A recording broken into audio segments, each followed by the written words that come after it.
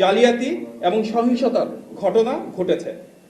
বিশেষভাবে নির্দিষ্ট কিছু আসনে নির্দিষ্ট কিছু প্রার্থীকে বিজয়ী করে আনার জন্য এক ধরনের ইলেকশন ইঞ্জিনিয়ারিং আজকে হয়েছে। এটা বিশ্বাস করার যথেষ্ট কারণ রয়েছে আমাদের হাতে। যদি উদাহরণ দিই, শুধুমাত্র ঢাকা শহরে ঢাকা ৮, ঢাকা ১১, ঢাকা ১৩, ঢাকা ১৬ সহ বেশ কিছু আসনে ভোট গণনা এবং ফলাফল ঘোষণায় উদ্দেশ্য প্রণোদিতভাবে বিলম্ব করা হয়েছে, বিলম্ব করা হচ্ছে। বিএনপি কিংবা ধানের শীষের বিপুল ব্যবধানে অপ্রতিরোধ্য যে বিজয়, সেই বিজয়ের ব্যবধানটাকে কমিয়ে আনার জন্য একটি নির্দিষ্ট রাজনৈতিক দল অপপ্রচার এবং নির্বাচনী আচরণবিধির লঙ্ঘন করেছে।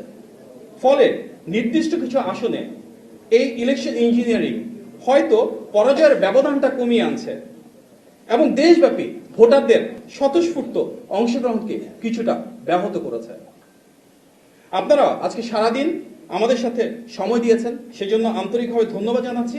এবং গণতন্ত্রকামী মানুষ যে উৎসাহ এবং উদ্দীপনার মাধ্যমে দীর্ঘ 18 বছর পর তাদের ভোটাধিকার প্রয়োগ করেছেন এবং পছন্দের প্রার্থীকে ভোট দিয়েছেন, এই জন্য আন্তরিকভাবে শুভেচ্ছা জানাই। আপনাদের সবাইকে ধন্যবাদ।